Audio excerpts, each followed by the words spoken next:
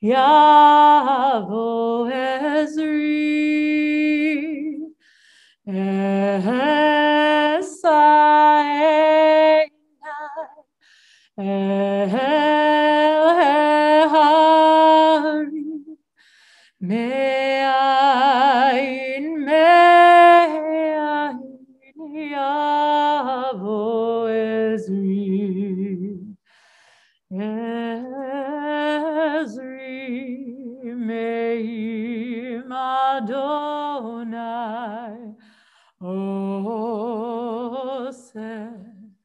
Shamayim Varetz, Ezri, Me'im Adonai, Oseh, Shamayim Varetz.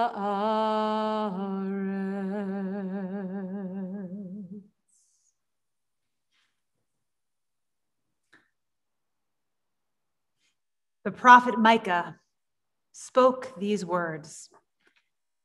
It has been told to you, O man, what is good and what the Eternal One demands of you. Only to do justice, to love kindness, and to walk humbly with your God. We are here today to mourn for a rabbi and a teacher among the people Israel.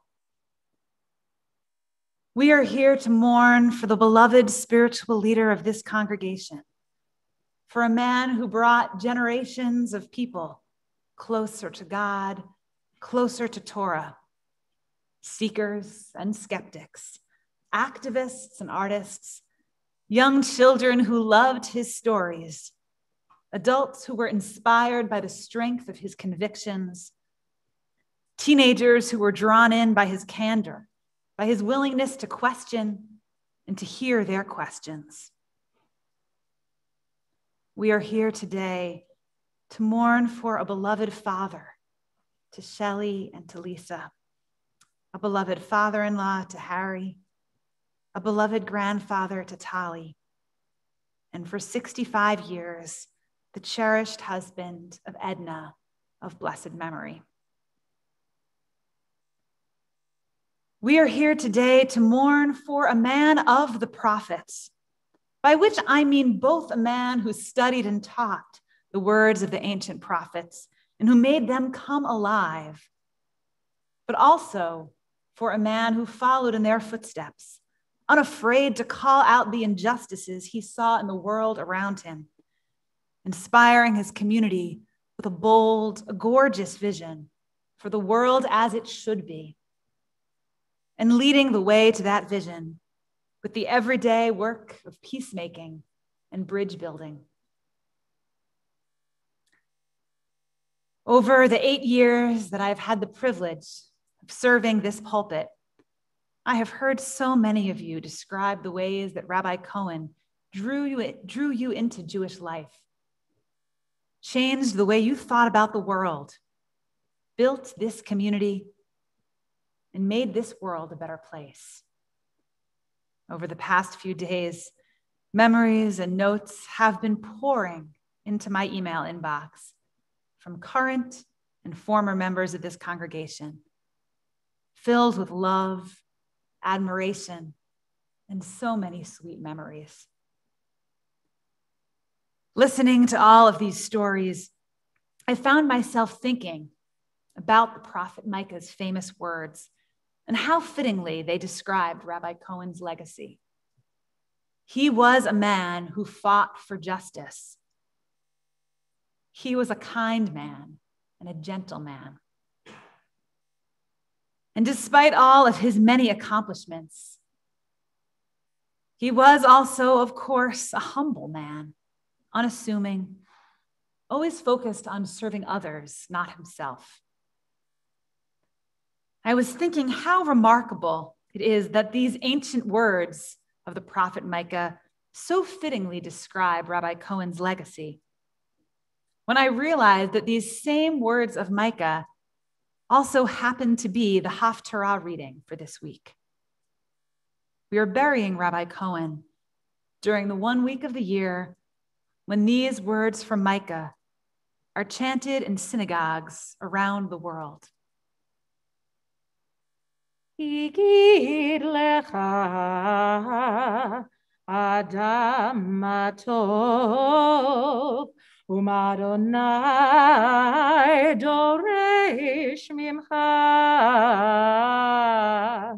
ki im asot mishpat ve'ahavat chesed ve'hatznea lechet im Elohecha.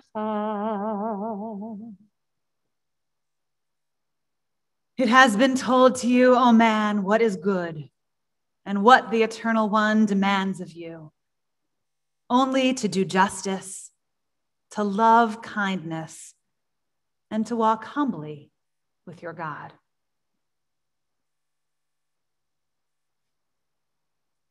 We begin our service with old and sure words, words that have been a pillar of strength to generations of our people, words that our Rabbi comforted so many of this, his flock, with.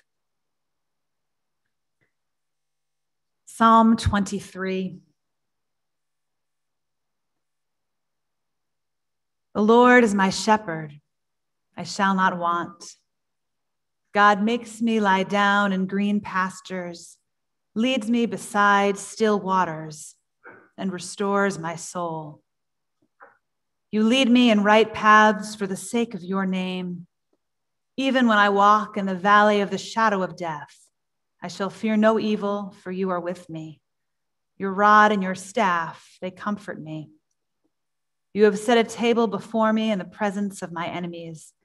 You have anointed my head with oil. My cup overflows. Surely goodness and mercy shall follow me all the days of my life, and I shall dwell in the house of God forever. Adonai Roi lo echsar bino desheyabitzeni al mei menuchot Yinach aleini nafshi yeshover yancheini v'maglei tzedek yancheini v'maglei tzedek liman shemo gam ki elech megetz hamavet lo yirah ki ata imadi shivtecha umishantecha hema yenachamuni taroch lefanai shulchan neged tzorrai dishanta vashemen roshi kosi revaya ach ורדפוני כל ימי חיי, כל ימי חיי, ושבתי בבית אדוני לאורך ימים.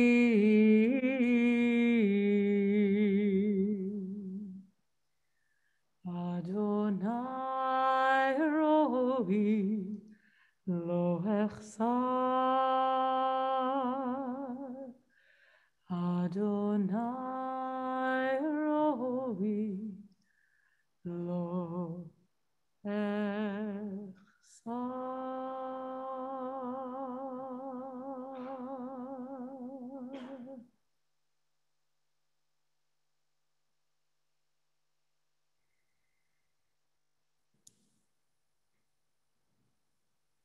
Rabbis are friends with rabbis.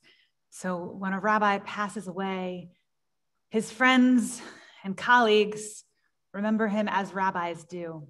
And those remembrances have been pouring in from colleagues who saw him as a treasured friend and classmate, a colleague they admired and respected. Rabbi Cohen is also a rabbi who raised up other rabbis. I think my best count is 4 in this congregation. And we'll have the opportunity to hear from 2 of these rabbis today. And it's my pleasure to invite up first Rabbi Ariel Taras to share a few words and a prayer.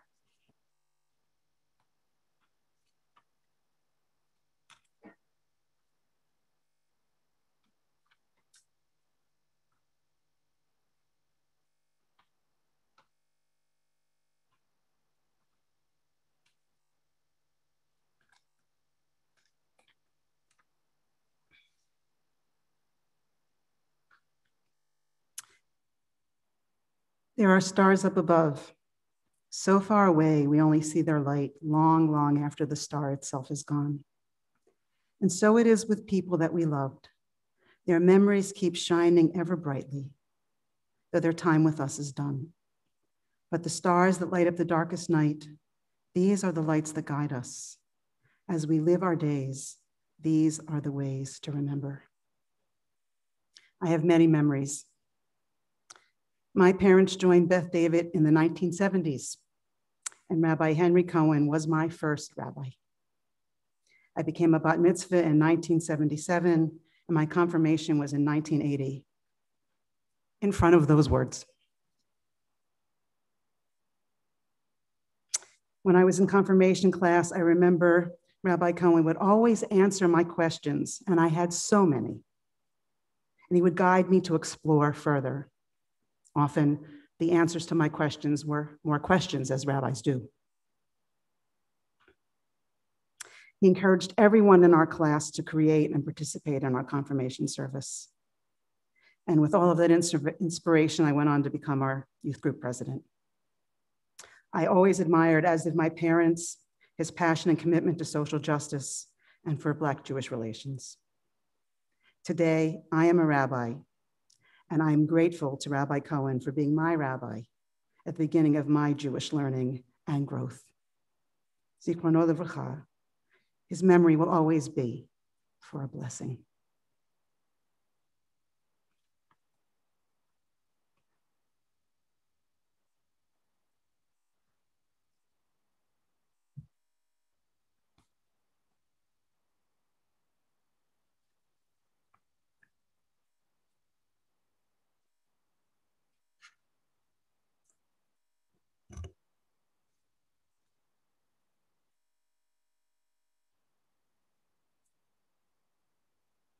Rabbi Henry Cohen was born in Houston, Texas, the only child of Harry and Annie Cohen.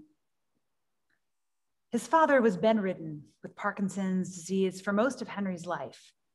And so growing up, he spent most of his time with his mother, with his nanny, with a dog named Patrick Henry, and with his beloved first cousin, David. Every Shabbat, he traveled with his family to Galveston, Texas, where his grandfather, also named Henry Cohen, was the rabbi. The elder Rabbi Cohen, a prominent leader who was once described in the New York Times as one of the 10 foremost religious leaders of the time in the country, renowned for his service to the needy, Jewish and not. The younger Rabbi Cohen, whom we memorialize today, would later write a biography about his grandfather entitled Kindler of Souls, after the words that the famous Rabbi Stephen S. Wise used to describe him. His grandfather had a huge influence on Henry's life, as did Henry's uncle, Rabbi Ephraim Frisch, who served as a rabbi in San Antonio, Texas. Both the elder Rabbi Cohen and Rabbi Frisch were outspoken voices for social justice, even though that was not easy to do in Texas at the time. And their moral courage shaped the rabbi that the younger Rabbi Cohen grew up to be. From his childhood on, Rabbi Cohen, Henry, was a brilliant student. He graduated from the University of Texas at a young age and went on to receive rabbinical ordination from the Hebrew Union College in Cincinnati, as well as a master's degree in the philosophy of education from the University of Chicago. At the Hebrew Union College in Cincinnati, his best friend, Rabbi Hirsch Cohen, remembers seeing the gangly fellow student on the first day and not realizing until they started to play that this bookish-looking fellow student would actually be one of the best baseball players in their Hebrew Union College informal team. But he then soon came to see that his good friend Henry was one of the top students at HUC. No one could surpass his intellectual prowess, Hirsch remembered. And he was also known during his years in Cincinnati for his civil rights activism.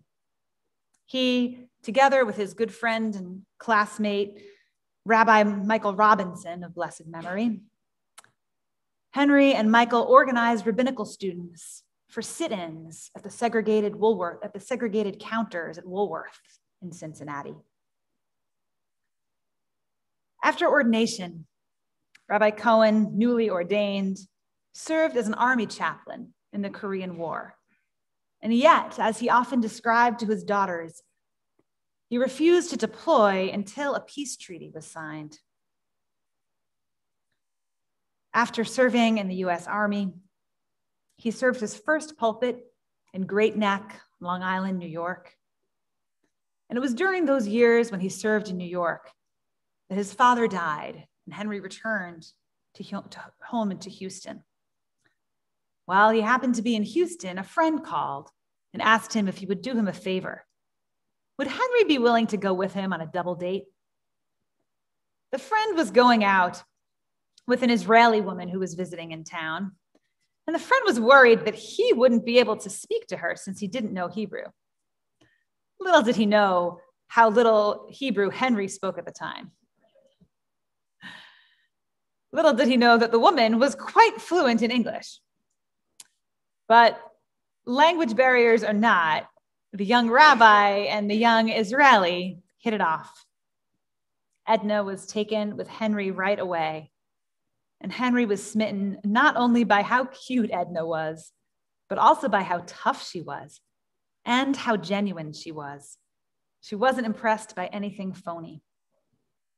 They realized they would both be back in New York soon, so they continued dating there. And the rest, as they say, is history. For 65 years, they were together, whether traveling the world or having Shabbat dinner at home. Edna was the rock of Henry's life. He called her the general, maybe a reference to the fact that her rank in the Israel Defense Forces had been higher than his rank in the US military. Or maybe it was a description of how his wife made sure that everything happened in their household. She was the one who ran it. Henry had a big influence on Edna, she adored him and respected him. In their years raising a family together, Edna was fiercely loyal to Henry and his work as a rabbi, proud of all that he did for the congregation and for social justice.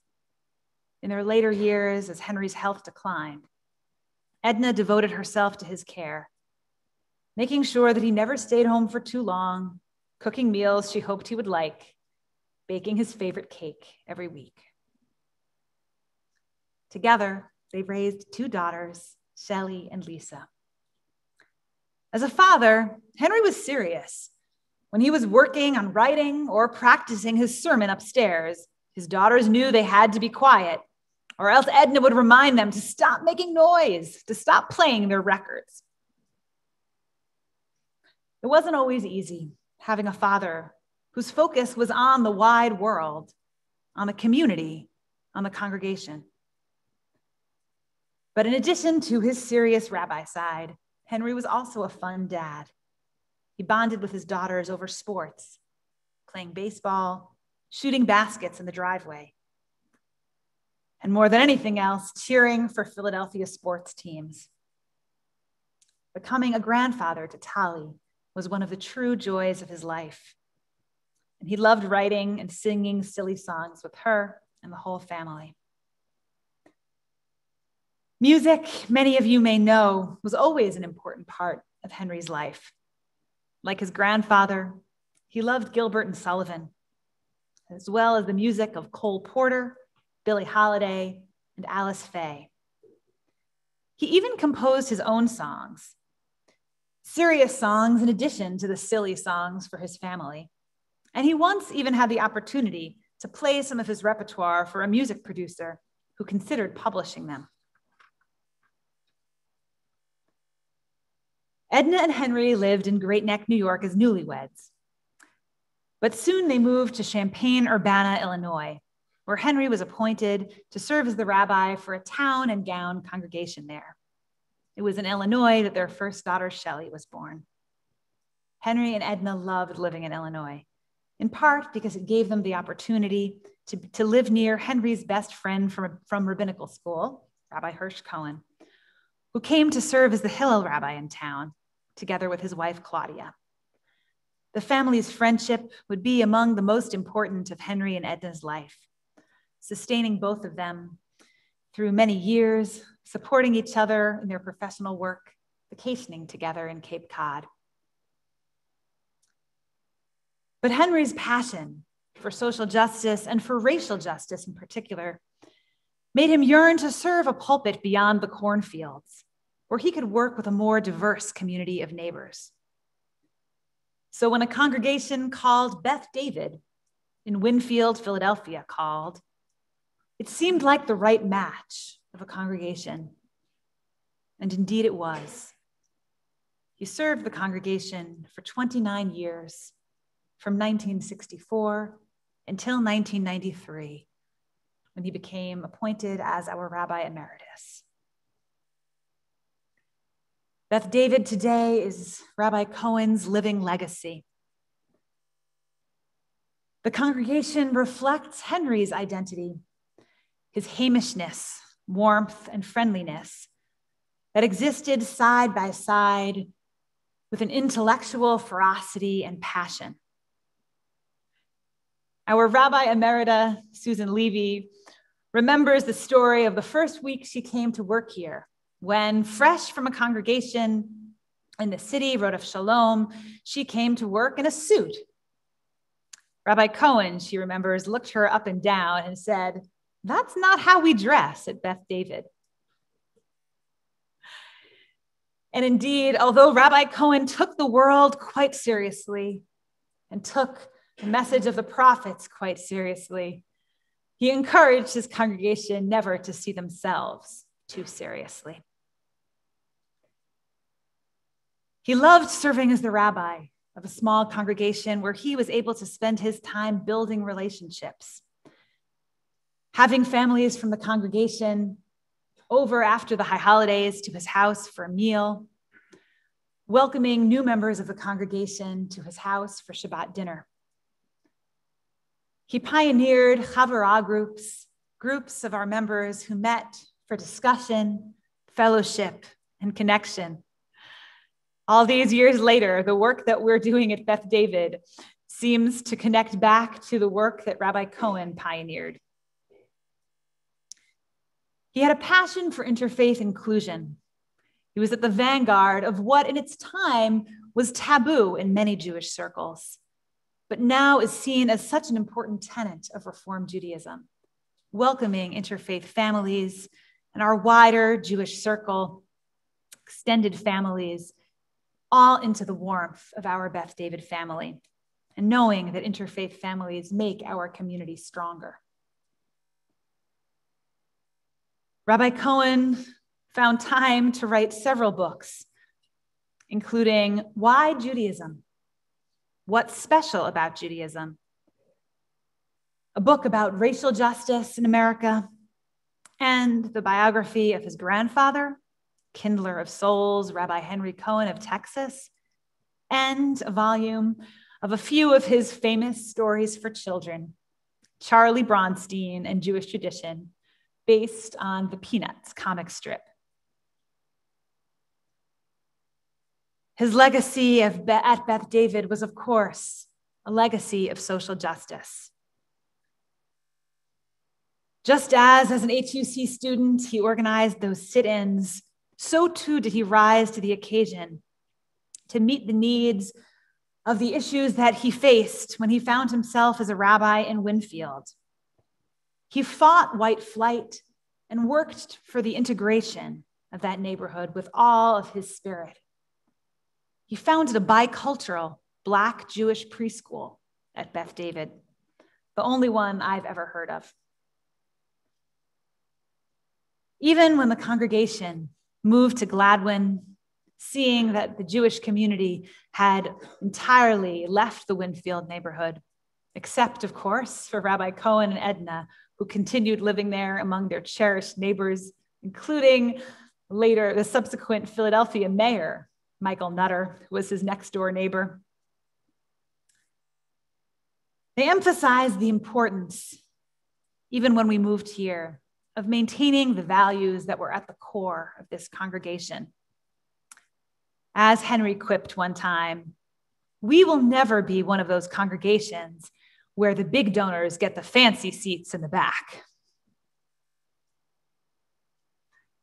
Rabbi Cohen was one of the leading voices in the Philadelphia religious community opposing the war in Vietnam and speaking out for peace.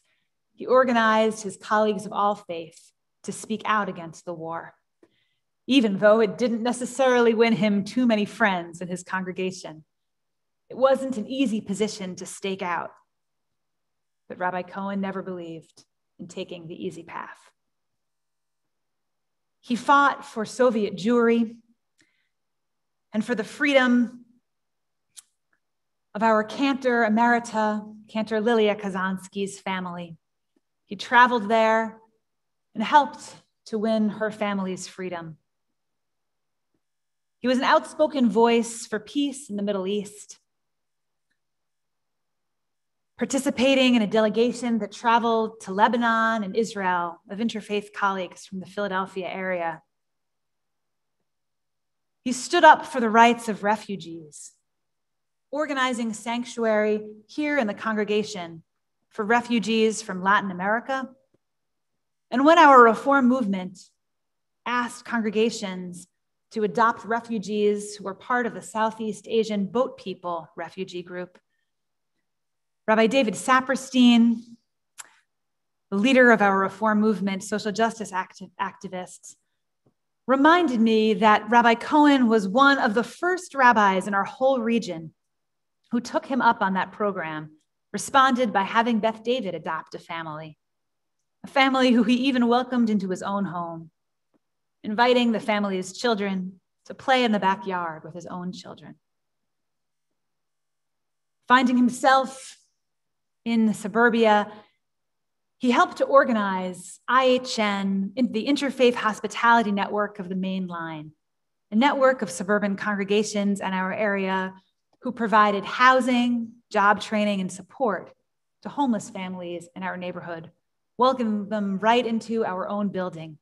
And IHN continues to thrive today, supporting homeless families in our building and in other houses of worship.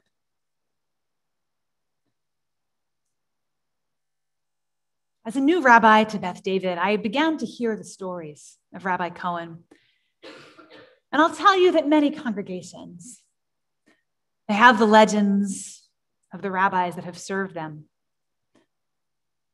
Sometimes the legends are dear to a few people. Sometimes they've grown, been exaggerated over the years. And when I first came here, I didn't know what to make of these stories of a rabbi who had served so many years ago before I came, and yet who was so beloved, so deeply remembered and cherished by so many members of the congregation. But I came to understand the true power of Rabbi Cohen's legacy, the way that he shaped this congregation and our wider community. When I think less than a year into my arrival at Beth David, I attended a meeting of clergy from around the Philadelphia area who had come to think about how we could organize for marriage equality in Pennsylvania. At that point, the rights of LGBTQ Americans were still subject to state law. Federal law had not yet made marriage equality the law of the land. And so a small group of clergy in Pennsylvania and in the Philadelphia area were working to make marriage equality a reality. So I attended a small meeting that one evening, and we went around the table, all the clergy who were there, introducing ourselves and what communities we represented. And when I said that I was from Beth David Reformed Congregation, I saw that a young African-American pastor across the table looked at me with surprise. And when the meeting was over, when there was a break in the meeting, she came up to me and she said, "Beth David in Winfield?" "Yes," I said. "Well, now we're in Gladwin, but we are the same Beth David in Winfield. That's where we were founded. And our congregation moved to our current building years ago." "Beth David," she said to me. "And Rabbi Henry Cohen?" "Yes," I said. My mother used to talk about him," she said to me. "She remembered him and his influence. She remembered the way that he worked with us. He was our friend and our partner in the neighborhood." Those are the seeds that are planted by a life of justice, of kindness, and of humility. The kind of seeds planted for justice that bear fruit years later. His memory will be a blessing. I know that it already is.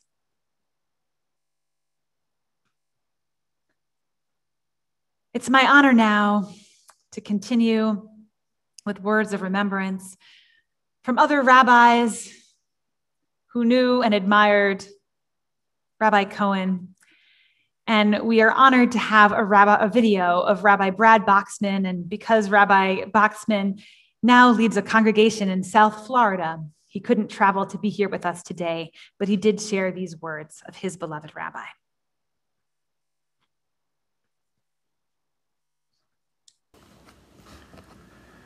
Shalom, dear friends. My name is Brad Boxman, one of the many disciples of Rabbi Henry Cohen.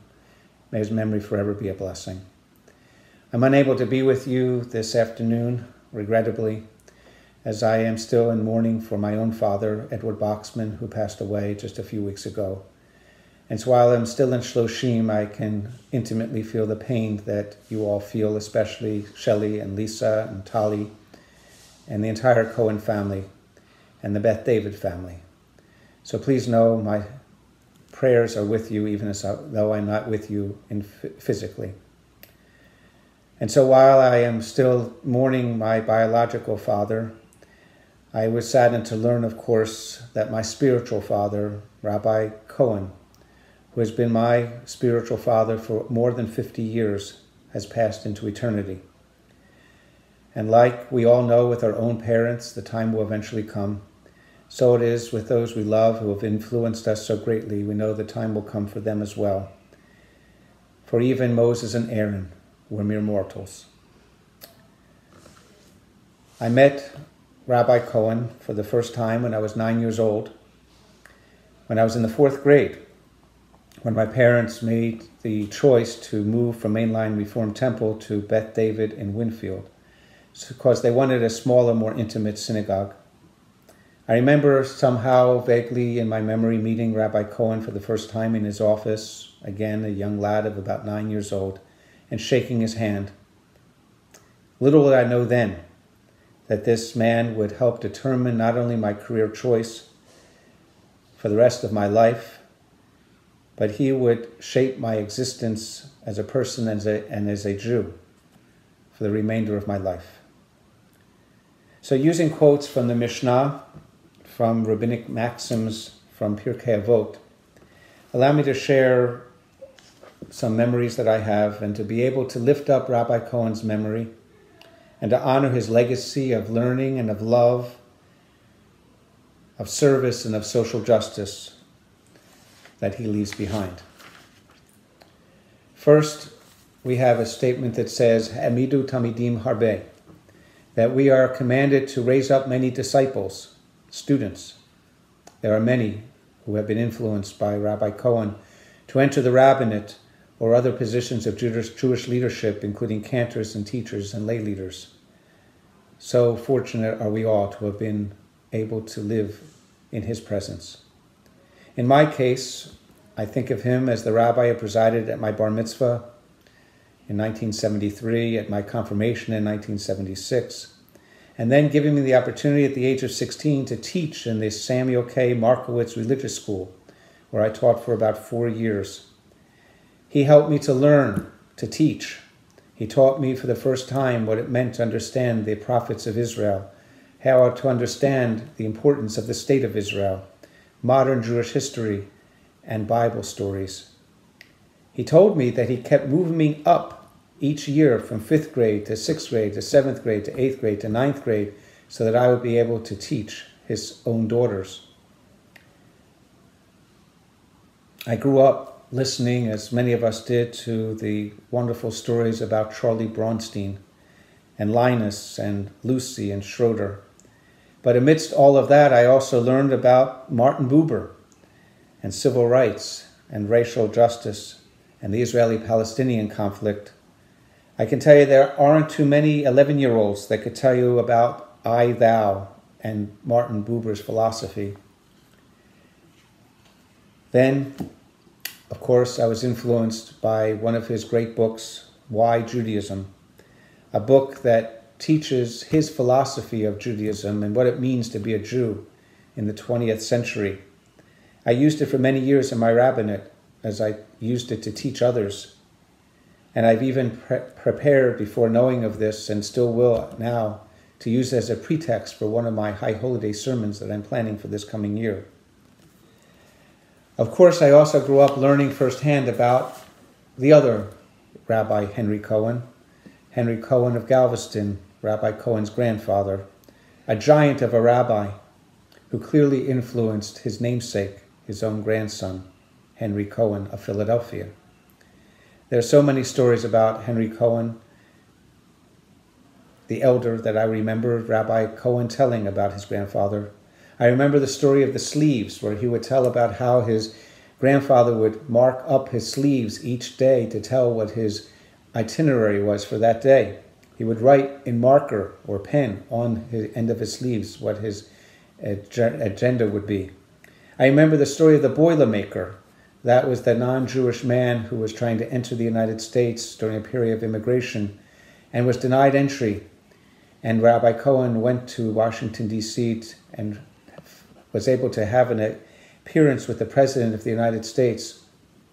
And there he asked for the Boilermaker and his family to be admitted into the United States. And when the President said, I'm so amazed at you Jews that you care so much about your own people that you would come all the way from Galveston to DC to plead on their behalf. I'm just so admiring of what you all do for one another." And Rabbi Cohen replied, "But sir, he's not Jewish." And even all the more, it showed where Rabbi Cohen, my rabbi, received his love of all humanity. And of course, how he worked in the aftermath of the horrific and devastating hurricane in Galveston that took so many lives, and how he was the healer. So I heard all these stories from the mouth of my rabbi about his grandfather. But another phrase from the Mishnah teaches us, "Be of the disciples of Aaron, Ohev Shalom v'rodef Shalom," loving peace and pursuing peace. Rabbi Cohen, my rabbi, taught me empathy and openness to the pain and suffering of others.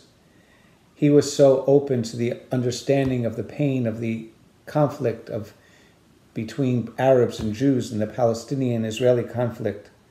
I remember one story he told about sitting in Israel around a campfire with Arabs and Jews trying to talk to one another, to understand each other's narrative, to understand the pain and suffering of the other.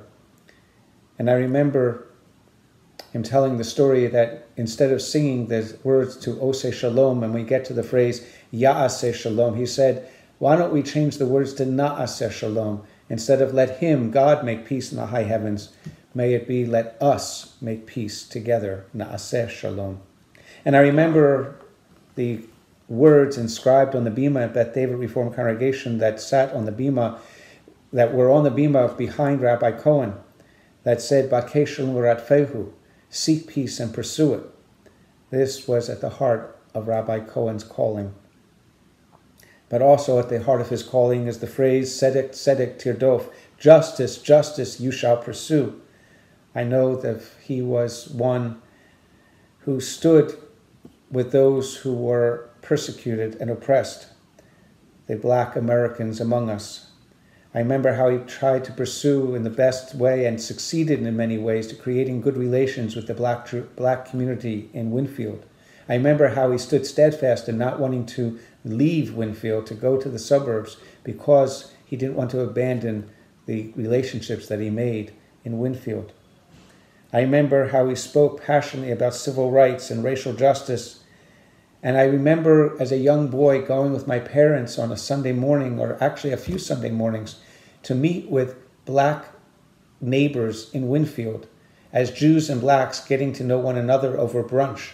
I remember sitting in one person's kitchen and hearing them tell about their stories of oppression, from their stories of their ancestors, and being able with them to hear and learn about Jews. Rabbi Cohen not only taught about racial justice, he helped to make it better by creating relationships of meaning and worth between people of different backgrounds. I remember when Beth David Reformed Congregation helped Vietnamese boat refugees that were coming to our shores with no one to take them in. And I remember how Beth David opened its doors and allowed them to sleep in the synagogue and gave them showers and gave them opportunities to find employment and gave them food and helped them get on their feet. This was Rabbi Cohen at his best. I remember him teaching about homelessness and fair housing and criminal justice reform. Rabbi Cohen, the giant of social justice, is one who influences me still. And then we have a phrase in the Mishnah that says, "Kanei lecha chaver, aseh lecha rav." One should acquire for oneself a friend, and one should acquire for oneself a rabbi, a teacher. Well, a rabbi is also a healer, and Rabbi Cohen was a healer to my family. He was with me and my family at some of our roughest and toughest times. I was extremely close with my grandpa, my pop-up Al, and when he passed away, my mother didn't know how to tell me. And so I remember waking up one morning and hearing Rabbi Cohen's voice downstairs as I was still in my pajamas in bed. I came downstairs and there was Rabbi Cohen, the first to tell me that my grandpa, my pop-up, had passed away. He came to be with me early in the morning to soften my sorrow. And he, of course, officiated at my pop-up's funeral and then again at my bubby's funeral, helping us walk through the valley of the shadow, being there as my rabbi in tough times. sad times.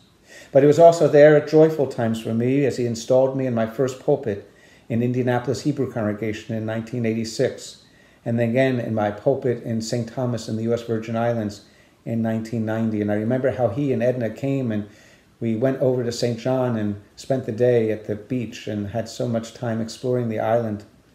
But I remember in 1986 at my installation in Indianapolis how he referred back to a sermon that he had given on my bar mitzvah 13 years earlier. He said, "It's good, Rabbi, to keep notes from what you preach," because he looked back and saw my Torah portion was Shabbat Naso, the Torah portion that speaks about the Nazarite. The Nazarite is the one who dedicates oneself to the service of God, takes a vow to do so. And then he looked at me and he said, "Brad, I never thought you'd take me so seriously." Rabbi Cohen was my mentor. He was the one who, even up until the last few years, would read over my high holiday sermons and share some of his comments. And he's the one who gave me the opportunity to give my first ever sermon before I even went to rabbinic school. In February of 1981, he let me preach in the pulpit as he went away to give some speech at Champaign-Urbana. And he allowed me to give my first sermon ever from the pulpit that I grew up in. The name of my sermon was Ze Eli. I still remember, "This is my God. And you are my rabbi," who gave me that first opportunity to be like a rabbi. But then, Aseh lecha Rav can also mean make yourself a rabbi. Make of yourself a rabbi. Be a rabbi. So indeed, I chose the rabbinate influenced deeply by Rabbi Cohen. I chose to go to HUC in Cincinnati because of Rabbi Cohen. I chose to make pursuing social justice the core of my rabbinate and a calling deeply held within my heart because of Rabbi Cohen. I got involved in the Soviet Jewry movement and went as a spy to the former Soviet Union because of Rabbi Cohen. I chose to entertain and teach morality from the Bima, not just like he did with Charlie Brownstein stories, but as I created my own Pac-Man stories to entertain the children and teach a lesson. I chose to put great care into any sermon that I would put together and preach, because he taught me the power of the pulpit and the power of the spoken word. I chose to be a rabbi who cares deeply for the souls of those one serves in the congregation, one's flock, because I learned this firsthand from my rabbi, Rabbi Cohen. But the greatest tribute of all, perhaps, to Rabbi Cohen is his legacy, the Shashelet HaKabbalah, the idea that from generation to generation his spirit will live on, because I am blessed to be able to have not one but two of my three daughters who have chosen the rabbinate. My daughter Ariel, who was going to be ordained almost 10 years, ordained in Cincinnati like Rabbi Cohen and myself, who served at her first pulpit in Dallas, of all places, in Texas, and now is rabbi of Temple Shalom in Naples, Florida. And my daughter Ashira, who is currently at the Hebrew Union College in New York, who, with God's help, will be ordained a rabbi in the year 2025. They, like me, carry on his passion and his qualities of character. Indeed, Rabbi Cohen lives through many of us from generation to generation. We are all the recipients of his spirit. But the greatest quality I admired most about my rabbi was his humility, his modesty, his lack of pretense, his authenticity, his love of humanity, of all humanity. In him there was no guile, only unvarnished truth. In him there were no airs, only a desire to be a servant of the Most High. And so, as the book that Rabbi Cohen wrote, his last, about his grandfather, Rabbi Henry Cohen of Texas, entitled A Kindler of Souls, it is apt indeed, that title, for I can say with immense gratitude to you, Rabbi, with undying love. Thank you for setting my soul on fire. Thank you for lighting a fire within my soul. Thank you for being you, for teaching me lessons for life without even knowing that you were teaching them, for your acts of courage and kindness and love. Your physical remains are inconsequential. Your spirit lives within me, and your essence continues to reverberate throughout the world, through all who are blessed to know you. My love for you, my Rabbi, is eternal. May the Holy One receive you with compassion, and may you rest in peace. With undying gratitude and love, Shalom.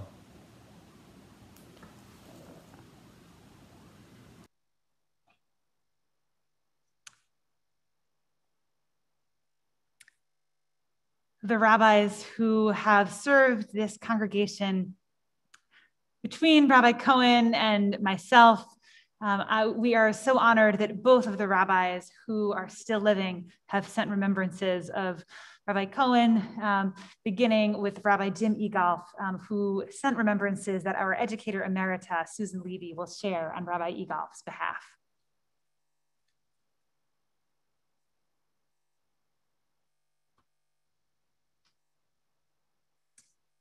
Shalom.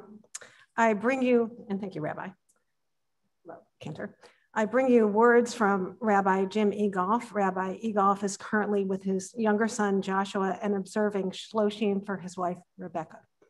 Rabbi writes, from time to time, Henry and I would have lunch at Murray's, the old one with the busy menu and that certain ambiance. Every time we ate together, Henry would order matzo ball soup. Now, matzo ball soup might be known for several things, but lacking salt would never, ever fall into this category. Don't ask me, I don't eat matzo ball soup. However, invariably, Henry would grab the salt shaker and add to the broth of the matzo ball soup. I offer this as one of my snapshots of Henry, yet who and how he was in this world echoed from this memory. If you ever read Rabbi Markowitz's UAHC publication of Leading a Jewish Life in the Modern World, you get the sense of where the congregation was when Henry arrived at this congregation. Dr. Markowitz sought to find a way to make Judaism work in this new land, but Henry set a different agenda. Always proud of his grandfather, Rabbi Henry Cohen of Galveston, Texas, Henry knew what his grandfather's work had accomplished. The elder rabbi, and we've heard about this rabbi, Rabbi Cohen had contributed to the survival of tens of thousands of Jews who might have been shut out of this country had their ships landed in New York. By working to have ships routed to Galveston, Jews stayed off the radar of many politicians and quietly went about settling areas of the Deep South. As the Holocaust unfolded, Henry could see the impact of his grandfather's work, but Henry had a different agenda. His was not saving Jews from European pogroms. Rather, it was to work to achieve the dream of this country where everyone would be treated equal. Often, Henry would look for firm ground until he set himself in words and works of justice. When set, Henry transformed into prophet, rock, certain of the message he carried. He was so proud that the mayor of Philadelphia was his neighbor because Henry lived into his values and lived into his message. This was the America and the neighborhood of Henry's vision. He sought to march and protest and carry the voice of the prophets of Israel because he knew that the ideas that some might consider crazy, like sending Jews to Galveston, had the potential to sway and change the world when rooted in righteousness. Yet in such righteousness with Henry, you could never apply the word self before it. Henry, by nature or intention, was one of those humble and gentle souls, who, while in the course of trying to change the world, never became full of his own message. If his grandfather would save Jews from Europe and Dr. Markowitz would save American Jews from assimilation, Henry sought to save our souls from complacency and success by calling us to use our experience as gift to others in the world. Samuel Holdheim, who was a Reform rabbi in Germany in the 1800s, once said, "Rabbi Akiva was right for his day, and I am right for mine." I can only say of Rabbi Henry Cohen that a prophet of Israel was right for their day, but Henry Cohen was one of the right and righteous prophets in ours. The topics changed, the challenges were different, but Henry's sense of justice burned no less and sought to add the warmth to the shiver of those who shiver in the cold. Today we mourn his death. We are left with the spirits he sought to kindle in all of us to heed the call to do justice, love, and mercy, and walk humbly with our God. Thank you. Finally, we are honored by the presence of Rabbi Andrew Bush, the rabbi who preceded Rabbi Egolf in this pulpit, to share words about Rabbi Cohen as well.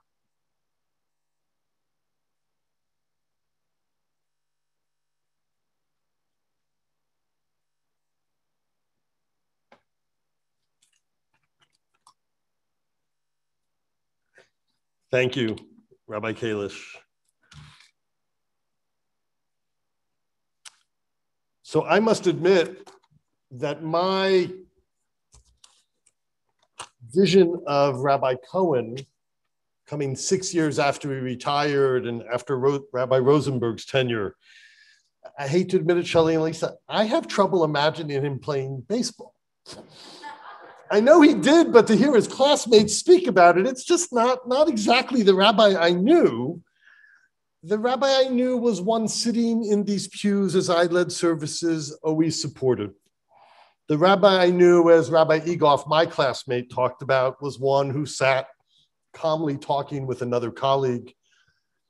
And I heard from many rabbis of Henry's generation or just after his within this community, of Henry standing by them as they took difficult stands, always standing by them.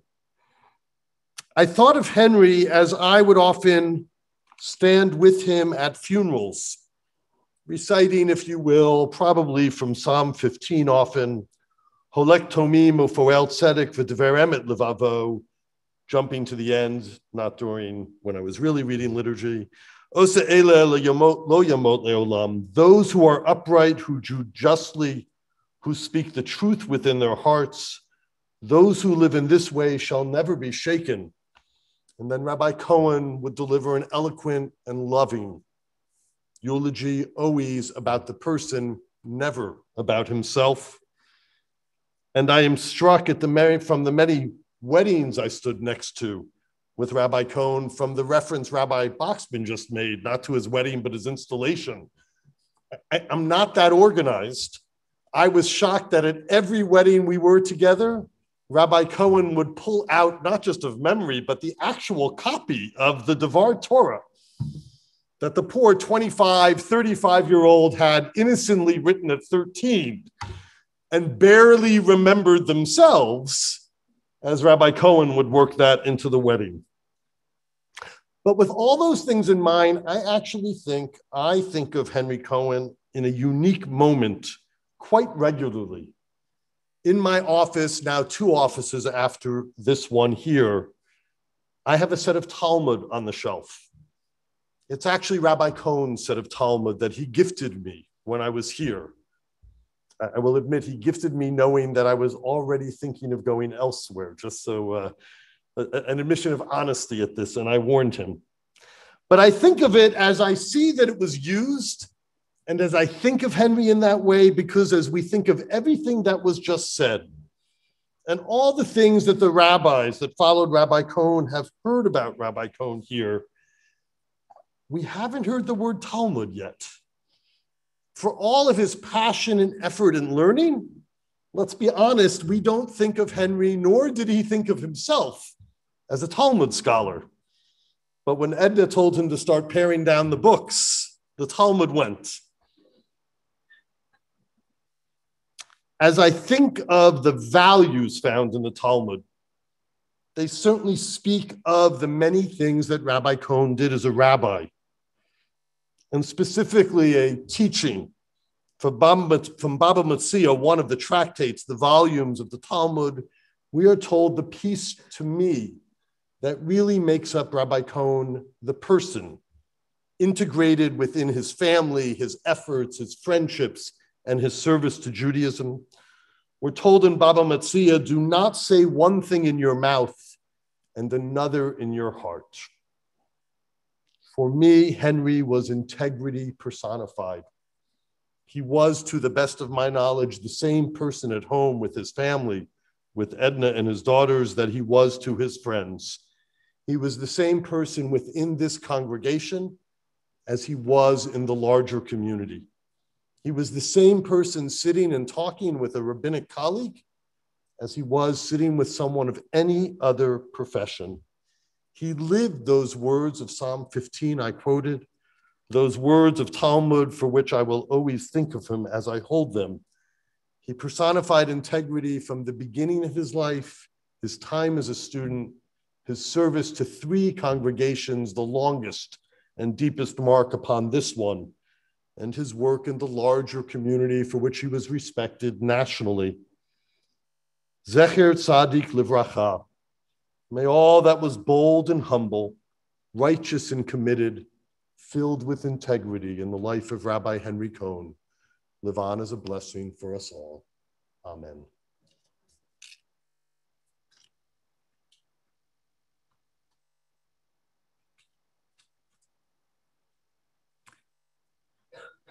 We have an unexpected treat this afternoon in honor for Rabbi Cohen, which is that Rabbi David Saperstein, the Director Emeritus of the Religious Action Center of Reform Judaism, for 40 years, the leader of our Reform Jewish movement social justice work, and also the former United States Ambassador at Large for International Religious Freedom, is joining with us via Zoom in order to honor Rabbi Cohen, and has agreed to share a few words in Rabbi Cohen's honor. Well, thank you. And it is truly an honor. I knew Rabbi Henry Cohen for 50 years. He was a colleague, a friend, a champion for social justice, who made a profound difference in the community that he served. You know, there are rabbis who are great teachers, and Henry Cohen was a great teacher.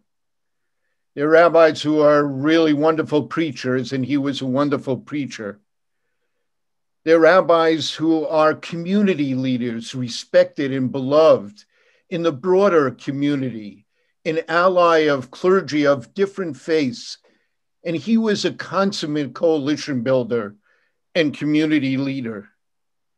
There are rabbis who are public intellectuals, who write books, who set out messages that become topics of conversation in the broader communities, who are able to affect the way that people think about themselves as Jews, as religious people, as human beings. And he was a public intellectual. And there are social justice champions, and it was a blessing in my life and a blessing in the life of Al Vorspan, and just this morning, Rabbi Richie Address, the beloved regional director for so long in the region, I were reminiscing and realized what a blessing he was for all of us involved in social justice, able to take on tough issues, but doing it in a way that disarmed people and made them think rather than just react. In that sense, he was a true inspiration.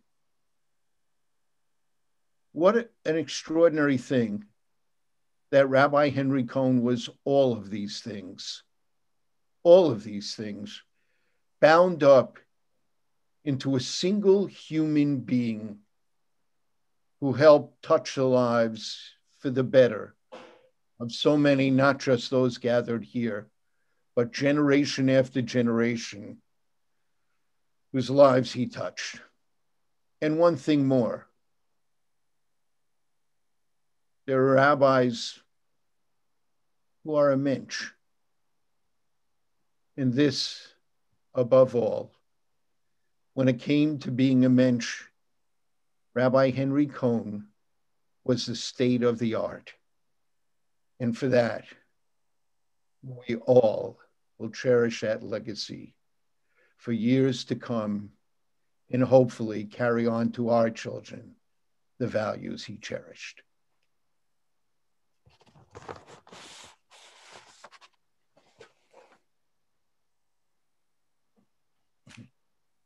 Thank you so much, Rabbi Saperstein, and thank you, Rabbi Bush, Rabbi Egolf, Rabbi Boxman, I peeked and took a look and see that there are other colleagues joining us virtually, and I know others who sent me their thoughts and memories of Rabbi Cohen, although they couldn't be with us today. I think it's a tremendous honor to Rabbi Cohen to hear these words from rabbis, but I know that even more precious to him than the words that any of us might offer are the words, and more importantly, the love from his family. So it's my pleasure now to invite up his daughters, Lisa and Shelley.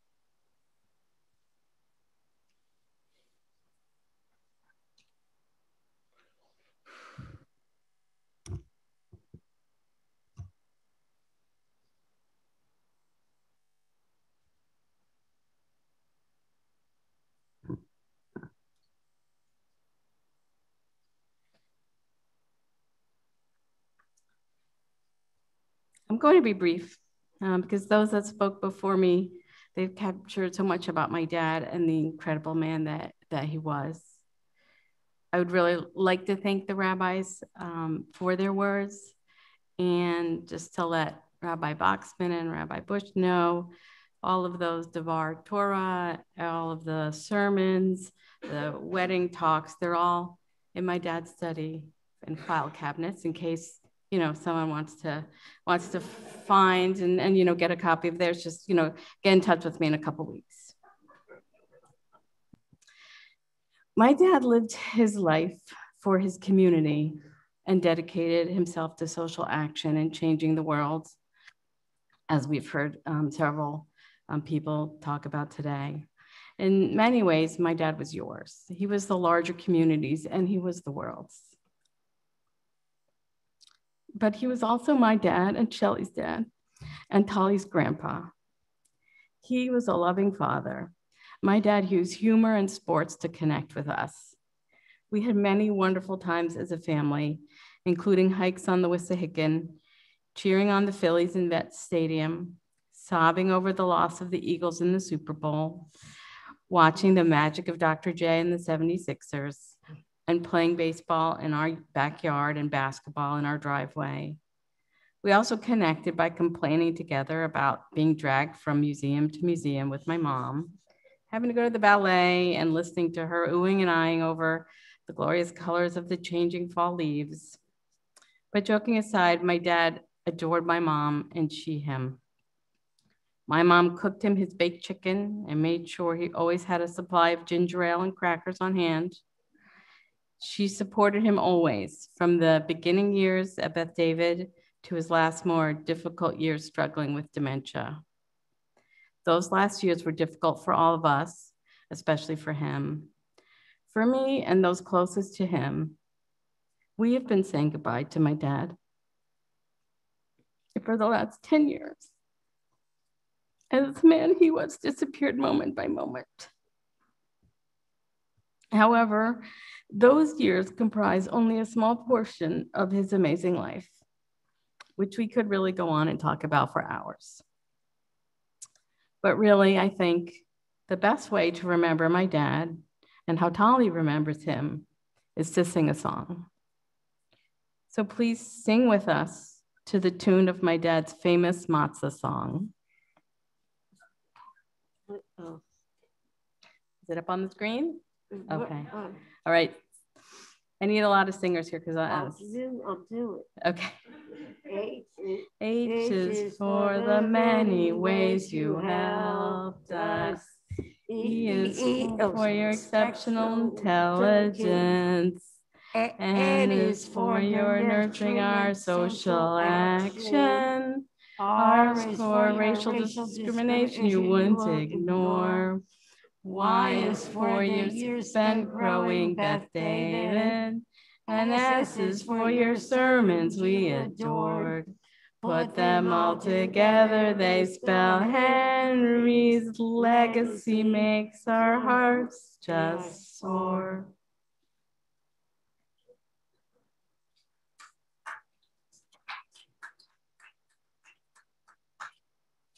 I'll tell you, there are not that many people you could memorialize with the justice and the sweetness in these eulogies.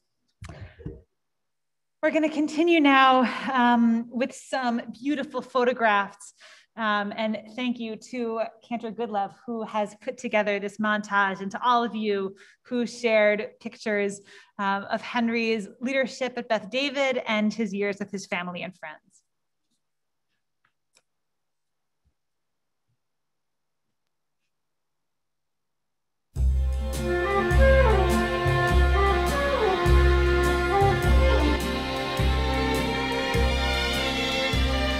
You'll never know just how much I miss you.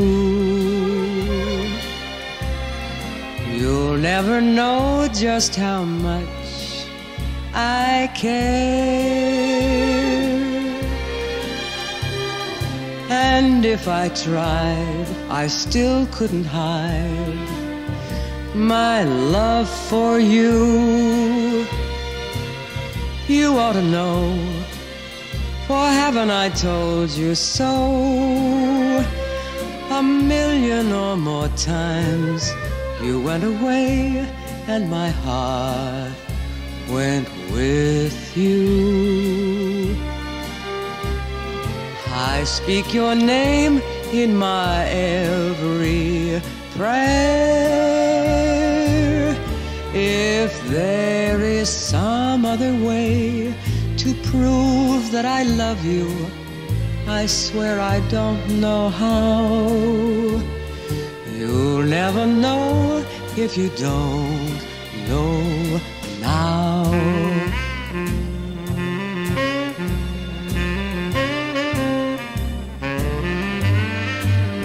No love, no nothing, until my baby comes home.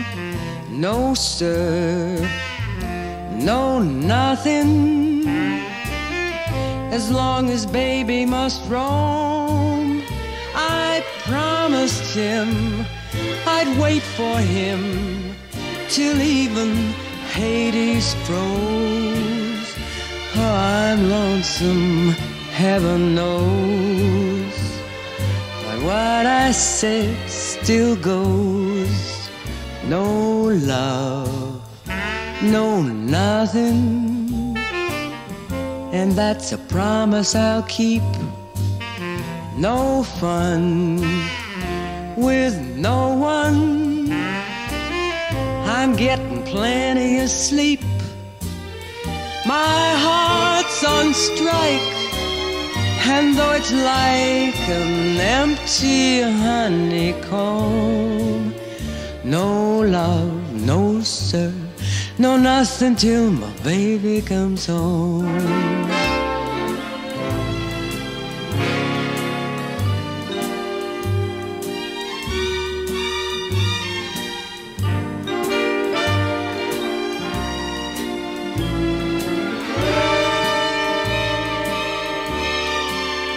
If there is some other way to prove that I love you, I swear I don't know how.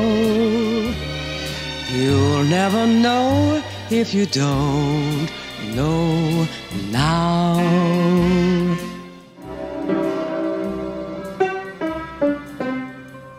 Shana Tova.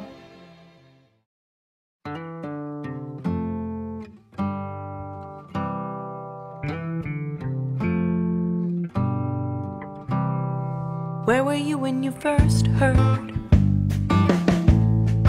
Where were you when you first saw?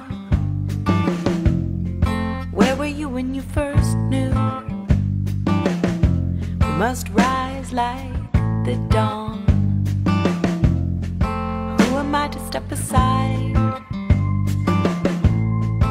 Who am I to turn away? How many more will have to die? It's not enough to sit and pray. Do the right thing. Love to be kind. Walk with humility. Walk with humility next to God. Every day I live in love. Every day I live in fear. Every day I live in hope. The guns will disappear. Every day my love is tested. Every day my fear is real. Every day my hope is lifted. My voice is my shield. Do the right thing. Love to be kind. Walk with humility.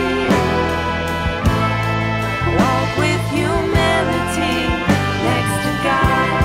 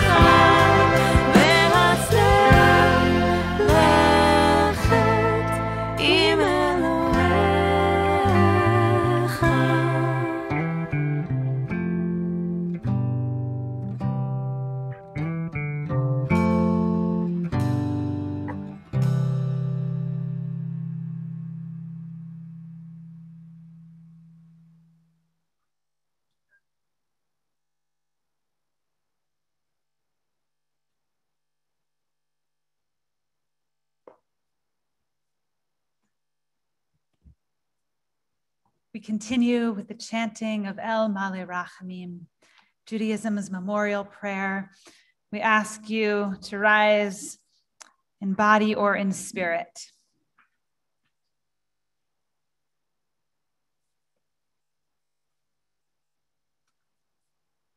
El Male Rachamim Shochen Bamromim Hamtzei.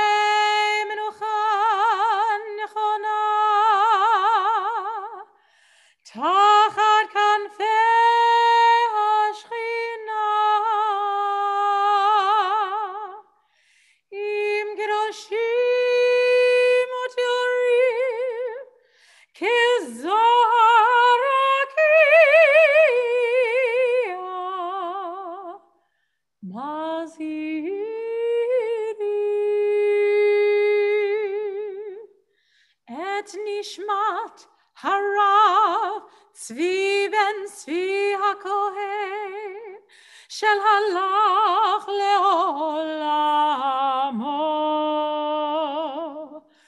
Bal harachamim yastirehu b'seiter kinafav leolami.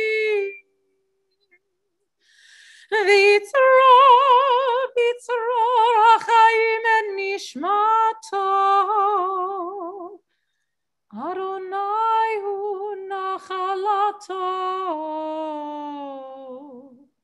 ve'anuach b'shalom al mishkavo v'nomar Amen.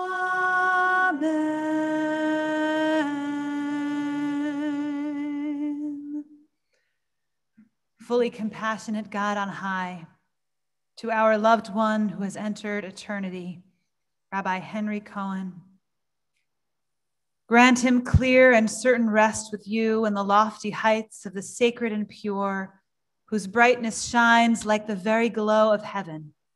Source of mercy, forever enfold him in the embrace of your wings, secure his soul in eternity. Adonai, he is yours.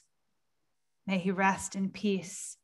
And together we say, Amen. Amen. You may be seated.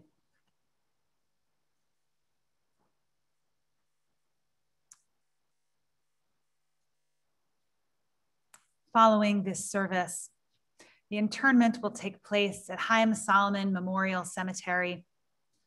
If you are joining us for the internment, we'll ask you to follow out of the room, and outside Beth David, you'll be given instructions on where to go. If you are not following to the cemetery, we'll just ask in the parking lot that you allow those who are going to the cemetery to leave first so that we can all make our way out of the parking lot.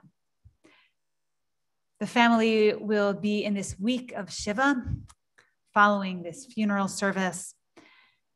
Tonight's Shiva is limited to family and close friends, but our congregation will host the family as they sit Shiva, and all are invited to join. Shiva will be tomorrow night at Beth David from 6 o'clock to 7:30 p.m. outdoors, as well as Friday before Shabbat from 5:30 to 6:30. Shabbat services begin at 6:30 p.m. And again, weather dependent, all of that is planned to be outdoors. We offer one final prayer. The psalmist has written, "Weeping may tarry into the night, but joy comes in the morning." El Malei Rachamim, God full of compassion, please send comfort to those who grieve, to the family and to this congregation. Help them to dispel the sadness that accompanies the pain of loss, to find joy in the precious memories of Rabbi Cohen. May your love inspire them to focus on their love for their father, their grandfather, their father-in-law, their beloved friend, their rabbi. Help them to face the future with courage, to treasure and take upon ourselves his legacy. Sustain us in our faith, God, even as you have sustained our people in time of trouble and sorrow throughout the generations. Blessed are you, Adonai, who provides comfort to the brokenhearted. And as one final song to conclude this service, we think about how Rabbi Cohen was a teacher and a rabbi who walked the walk and talked the talk and asked for peace and loving kindness. For our teachers and their students and the students of the students, we ask for peace and loving kindness and let us say amen. And for those who study Torah here and everywhere, may they be blessed with all they need.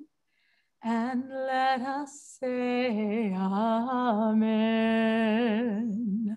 We ask for peace and loving kindness, and let us say amen. We ask for peace and loving kindness, and let us say amen.